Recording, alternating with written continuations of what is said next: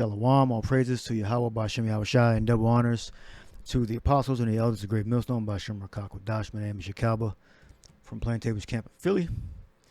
Now, this is that's sort of a response. We know the apostles and elders have been going into some things, Vocab Malone and different, these pseudo-Christians have been trying to prove that the Lord, wasn't so-called black man, or the Israelites aren't so-called black people. This is these people that call themselves Christians are trying to prove, which the name of this lesson is I might name it the New Testament was written by Hebrew Israelites Vocab Malone.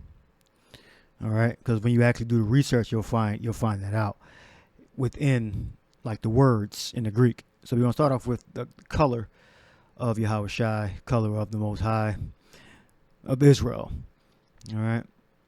Now, this is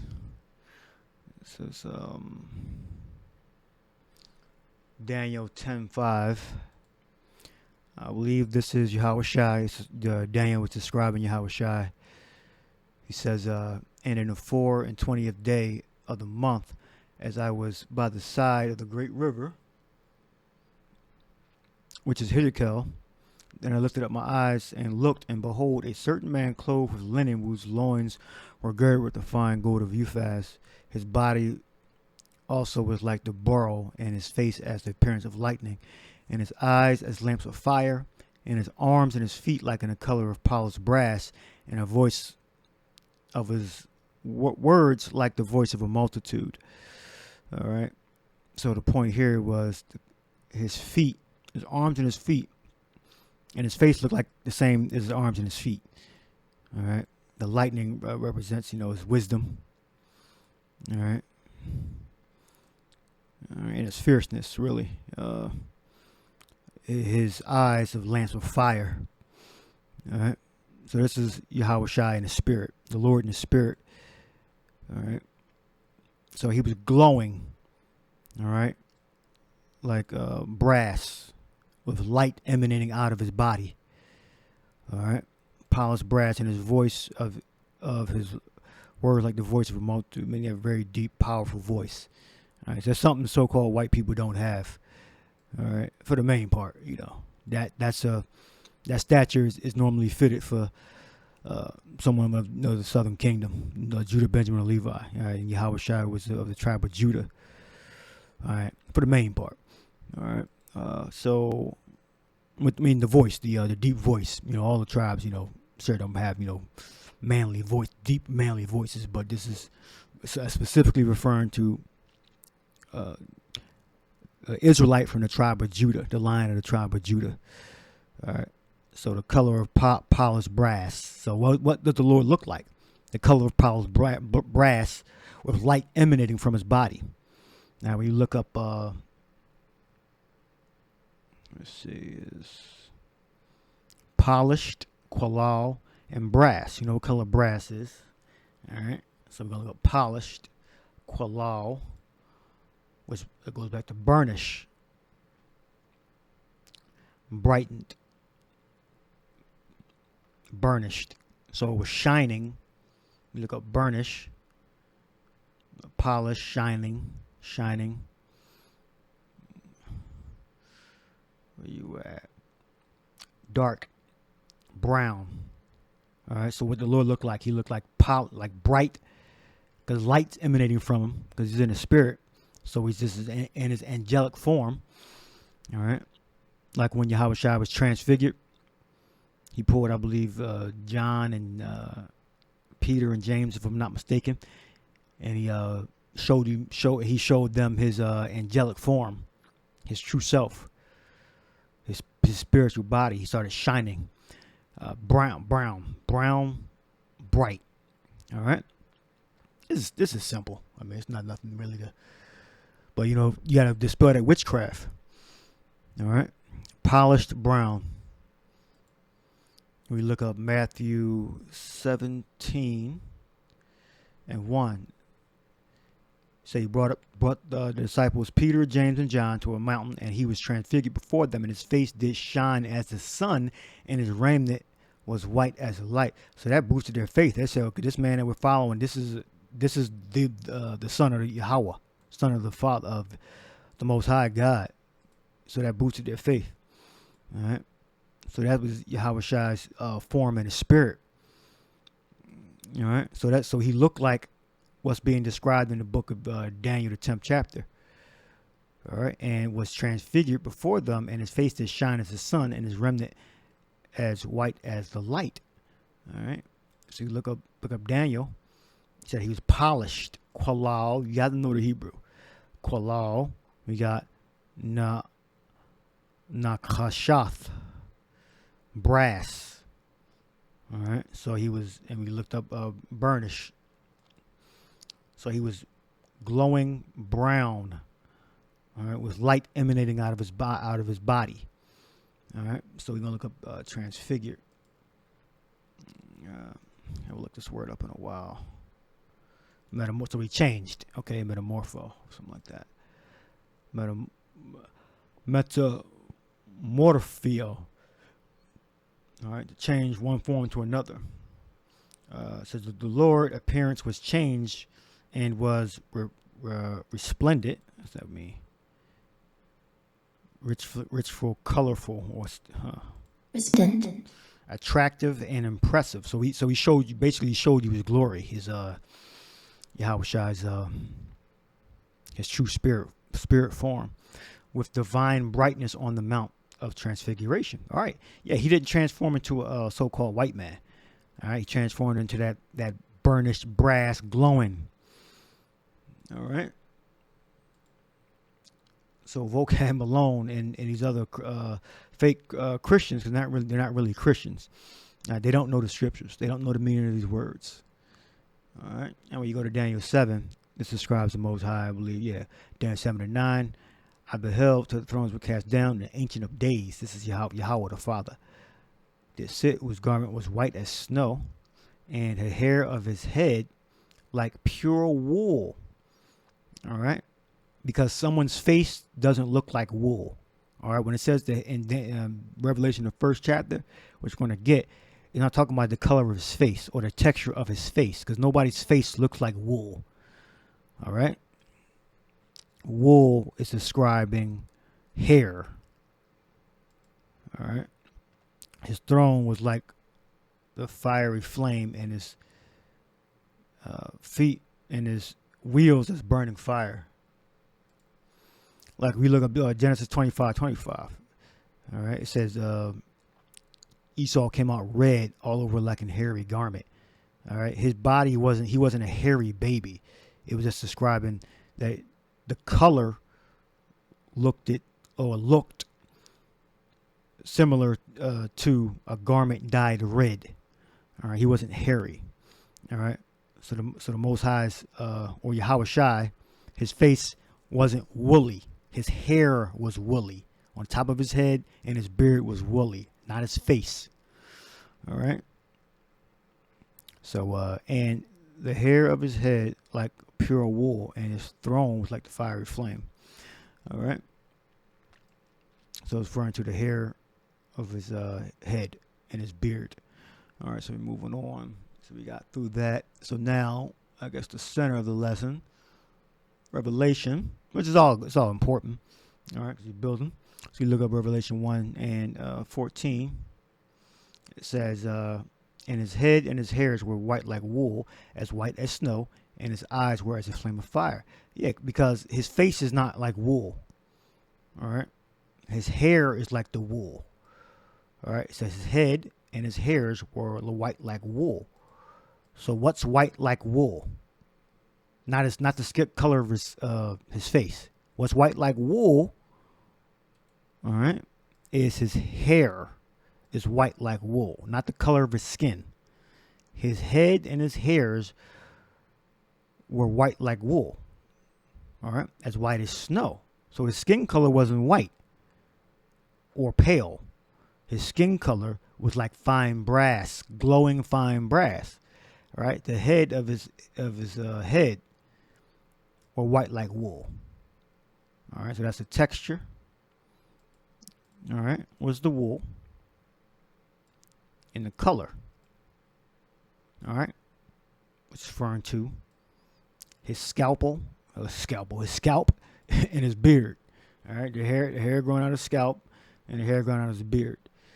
All right. White like wool. What two things can be white and woolly? The hair. Your face can't be white and woolly. Only your top of your head and your beard can be white and woolly. All right.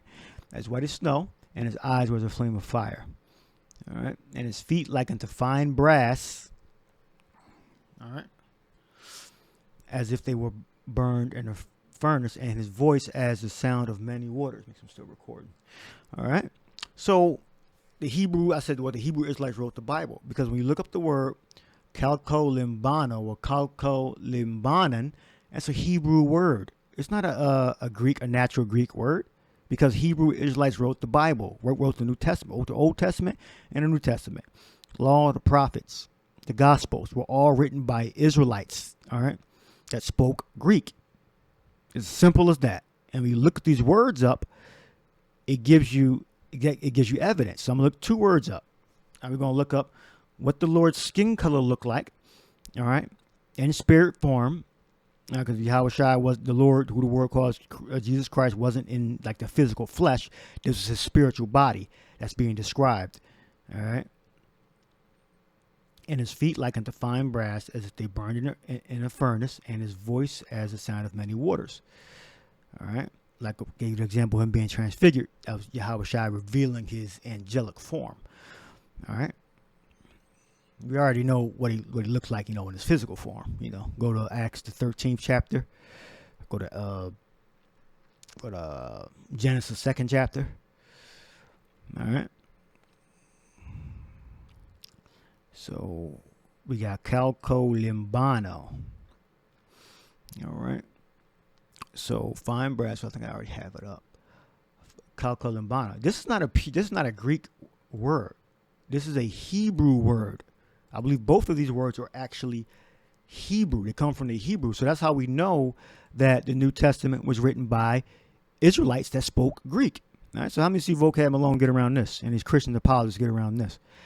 All right. So we got Calcos and Limbanos. I think I deleted Calcos. All right. So we got Calcos, brass. All right, it's Limbanos. That's Hebrew. So this is Calcos. All right. Brass. Okay, brass. No part of this talking about being the color white or pale. All right. No part of a Caucasian looking. All right. It's for a copper brass. All right. And then we got Limbanos. Limbanas. All right. Which goes back to the Hebrew, which means incense, frankincense. All right. So you put both of these words together. So you go back to the Hebrew. You're going to get Leviticus. So you put both of these words together. This is how we know that the New Testament was written by Israelites. All right. Hebrew Israelites that spoke either both languages, or they spoke the Greek, but they had some knowledge of the Hebrew. Otherwise, the author of the book of Revelation that translated it from the Hebrew wouldn't have known what Limbanos means. All right. Because it goes back to the Hebrew. All right. Because what John wrote it. All right. There's no evidence that he spoke Greek. All right. So it had to be translated, from Hebrew into Greek. So when, let's say, John, when he wrote Lambana, so it's basically the author that translated it used pretty much the same characters. I didn't even notice that before. We got Limbanos. So this is not even a real let me see something. It's not a real Greek word. Let me see. Sabaton. That's another one I'm going at. Let's see.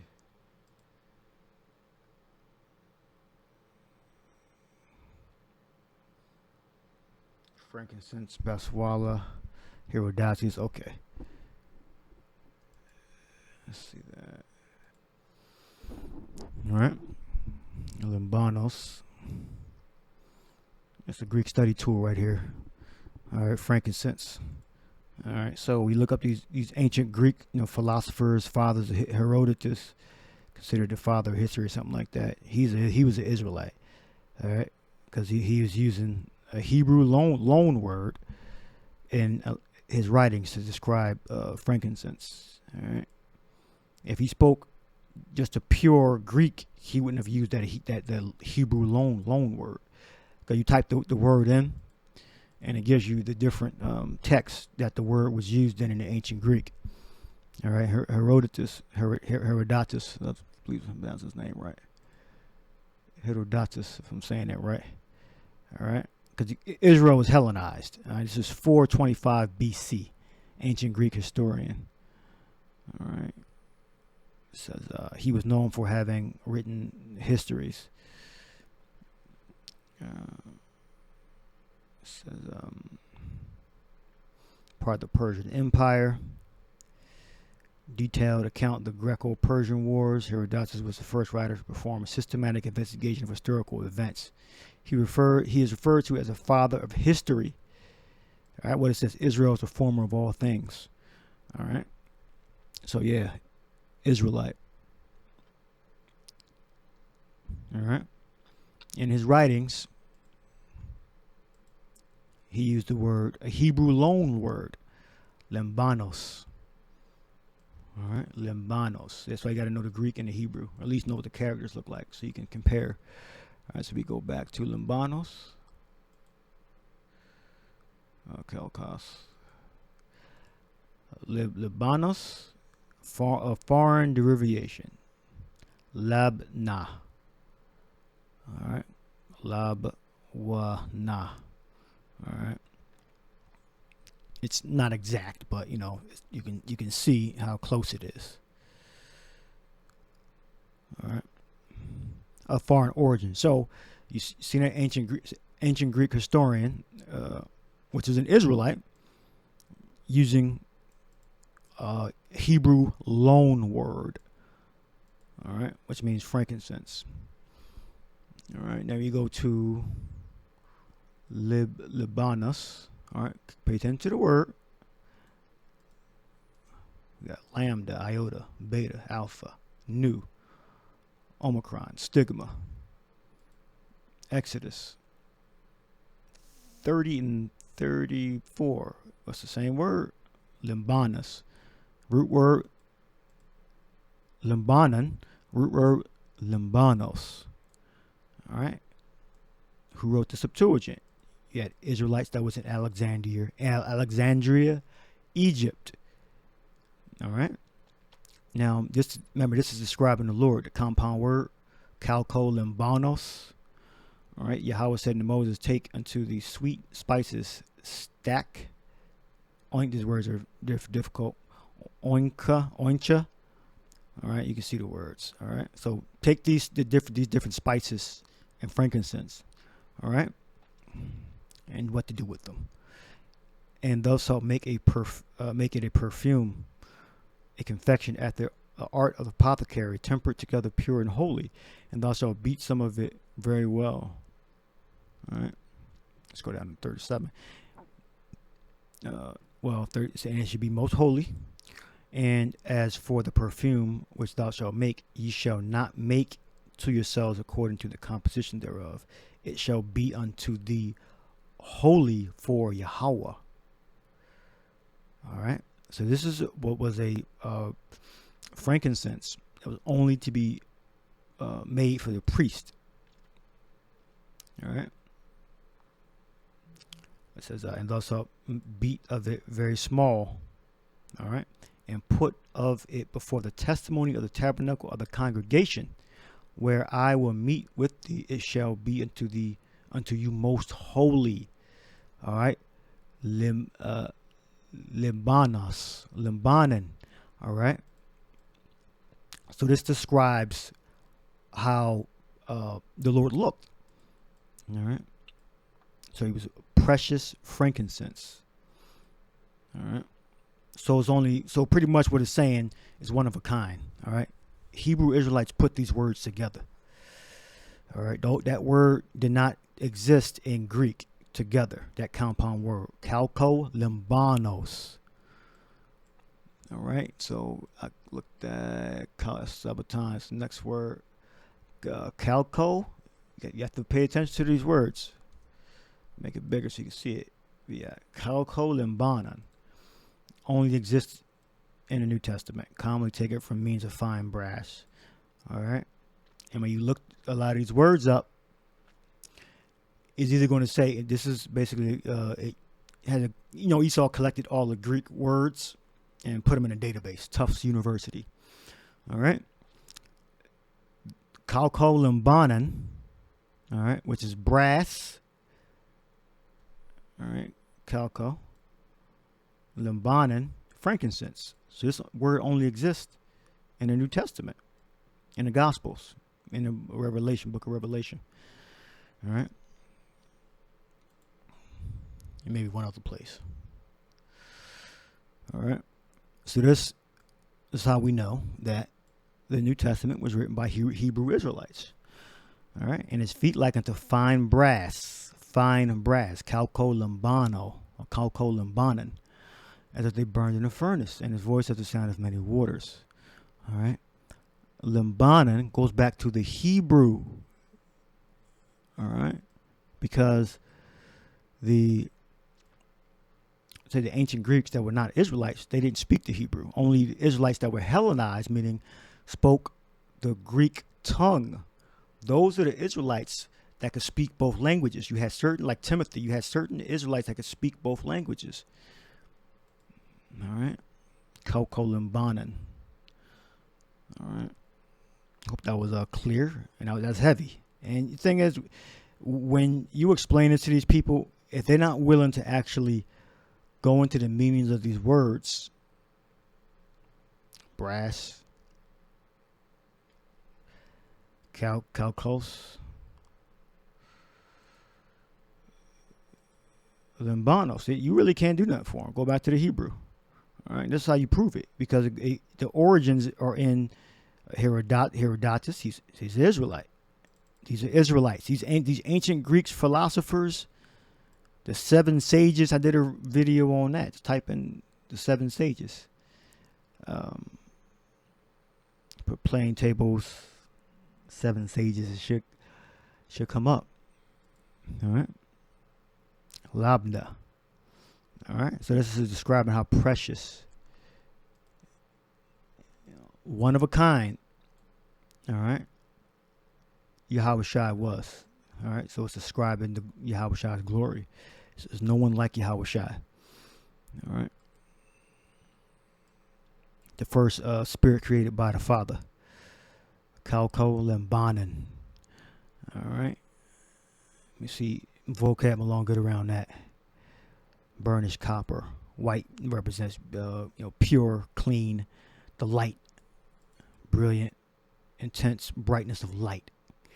Look at light, you'll see white, yellow. All right. Then you look at the core, you'll see the shining brass. All right. It's pretty simple to understand. All right. I think that was the lesson. Oh well, Hebrew loan words. So let's see what's with that. Sabaton. All right, another word that's not Greek. It's a Hebrew, like a transliteration, if I'm saying that right. Yeah, like a transliteration, like you take the one letter equivalent in both languages and then you make up a word. So it's a made up word, like what Thor said. He said all words are made up. I think Thor said that. All right, so Israelites that spoke Greek, or Hebrew Israelites that spoke Greek, had to have certain words that carried over. All right, they had to create words. All right, in Sabaton, this is damning evidence that the Israelites that spoke Greek were, or the people that spoke Greek, that who the Bible speaks about being saved or coming to know the truth. Those are Israelites. all right, that spoke Greek. Some of them may have only spoke Greek, and some of them may have spoke both languages, depending on who you're talking to. It's like today, you have some Israelites that speak Spanish and English, and some of them that just speak Spanish. All right. Sabatos. So these are all scriptures. All right. Sabbath. Hebrew. Yeah, so this is a direct word that came directly from Hellenized Israelites. All right, or Israelites that just spoke both languages. All right, come from the Hebrew. All right, and the Labanos or Lambano. All right, frankincense came from Israelites that were even farther into the BC, farther back. The word was used by Israelites that were Hellenized, that spoke Greek, like Herodotus. HDT. All right.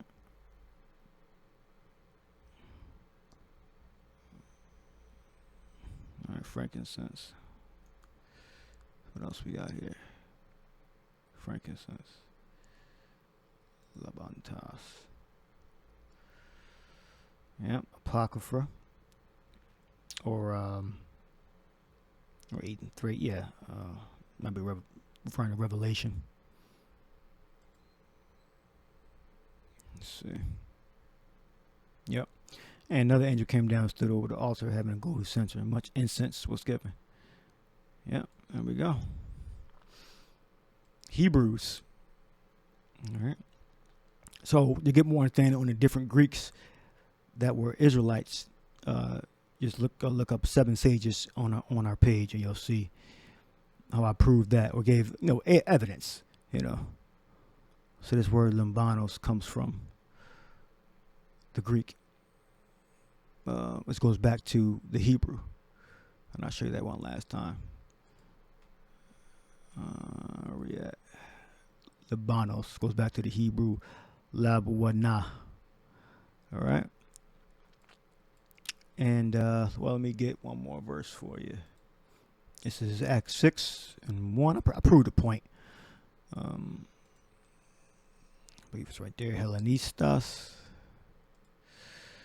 And they're lying because when like Vocab Malone and different Christians, when they don't bring out the Hellenized Israelites, they just speak about one part. We speak about both. We speak about all the parts. One who imitates in manners of the customs of or worships the Greeks and use the Greek tongue, use of in the New Testament of Jews born in foreign lands speaking Greek. They won't bring this out because this weakens their argument. All right. One who imitates the manners of customs, worship of the Greeks, Greek tongues. All right. So let me see. I'm gonna get that video. All right, here's the video. Camp, Philly. This lesson is the 7 sages are Israelites, or Israelites scattered among the heathen. So that's this lesson is. This lesson is the 7 sages were Israelites scattered among the heathen. So that's this lesson is about. And I'll go into I think 2 or 3 of the sages, and if there's not a sage, it's a Greek philosopher. Neighbors may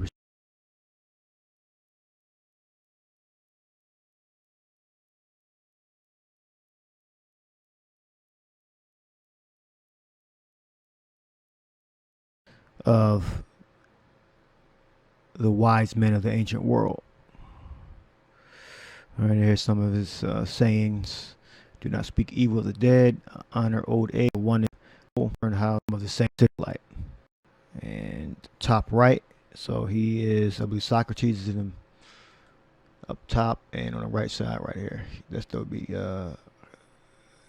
Killian. All right. Because we think in pictures. And you see Herodotus right there, Herodias. That's another Israelite right there.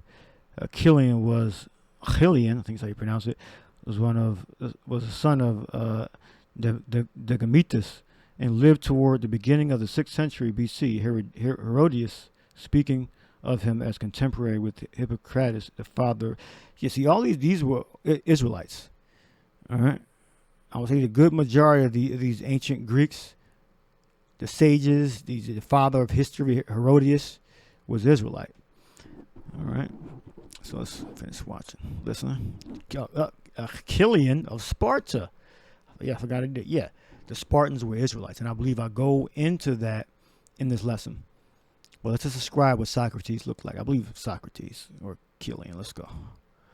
So when you look at the wise men in the ancient world, yeah, considered wise anyway, or popular or great for whatever reason, it's always framed as being a Caucasian-looking person.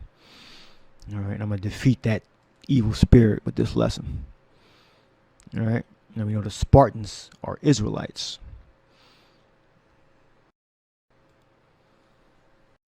Put in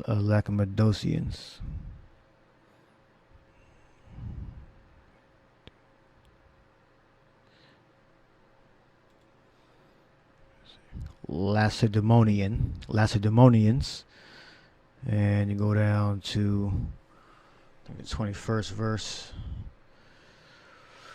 Well, start at 19. This is the copy of the other letters which Onias sent. It's spelled a little different there. Onirius. Arius, king of the Lacedaemonians, to Onias, the high priest, greeting. It is found in the writings, all right, that the Lacedaemonians and the Jews are brethren, and that they are of the stock of Abraham. All right, so you get that point. So because the group, let's go to Socrates. All right, I'm gonna back up my Herodias statement. Socrates, because remember Herodias used the lambano word, which goes back to the Hebrew.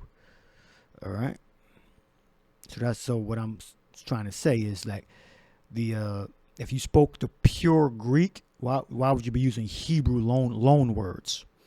All right, so that's why I believe Herodias, obviously Socrates, and the sages are Israelites. All right,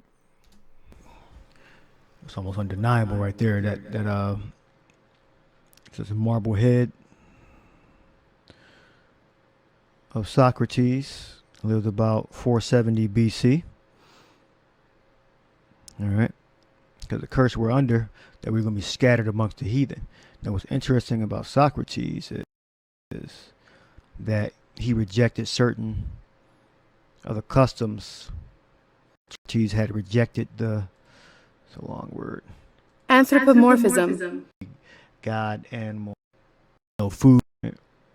Think that they suggested your identity. Let's get that. Jeremiah. All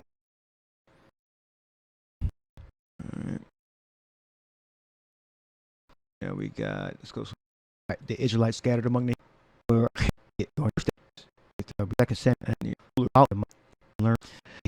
our mouth filled with laughter. Zeno, which he started Stoicism. Stoicism. He's a Stoic, school of philosophy. Let me go to down here. Zeno, which he started Stoicism. He founded it. As you can already see, Zeno is described as a haggard, dark-skinned person living a spare, ascetic life, abstaining from sensual pleasures. All right, so okay, that's the evidence. All right, that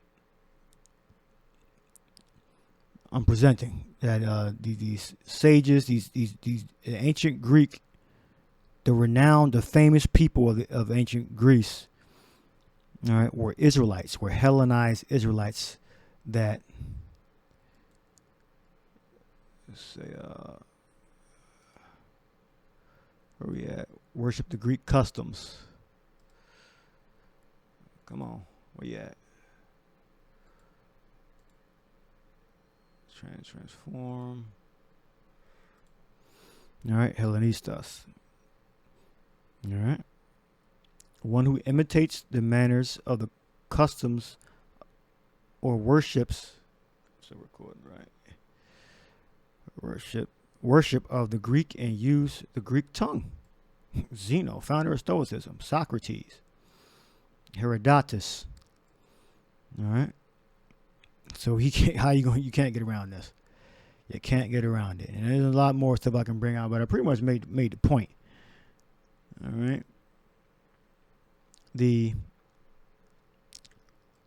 What the Lord looked like, okay, called limbano, goes back to the Hebrew, fine brass. All right. Brass, limban, there we go,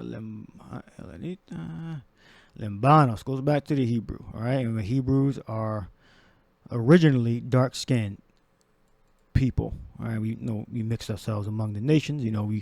Some of us became fairer skinned, all right? But proving what the scriptures mean when they say to me. When they say the Lord looked like burnished brass, polished brass. Okay, he was a so-called black man shining like the sun. All right, so I prove that vocab Malone, these Christians, you can't disprove anything I just brought out, or any brother. Only thing you can do is ignore the facts. All right, limbanos, it's not a Greek word. All right, and if you got Greeks using Hebrew words, it's because they are Israelites. All right, whose first language, how they were raised, either started with them or with their parents speaking Greek. It was certain Hebrew words that they would just throw in there, like Spanglish, I think they call it, Spanglish, like a corrupt form of Spanish, was like mixed with English. All right, that's certain Puerto Ricans speak, or Mexicans might speak, which is Ephraim and Issachar or Issachar. All right, so that's the end of the lesson. I ended there. That was comprehensive. You can say maybe sort of deep, but yeah. Hope you edified. Go back to that Hebrew long word. That's a damn big evidence right there. The Greek that was spoken in the New Testament goes back to the Hebrew. All right, not all the words, just certain key words, like what the Lord looked like. All right, that's how we know Hebrew Israelites wrote the New Testament in the Greek. All right, so hope you edified. Shalom.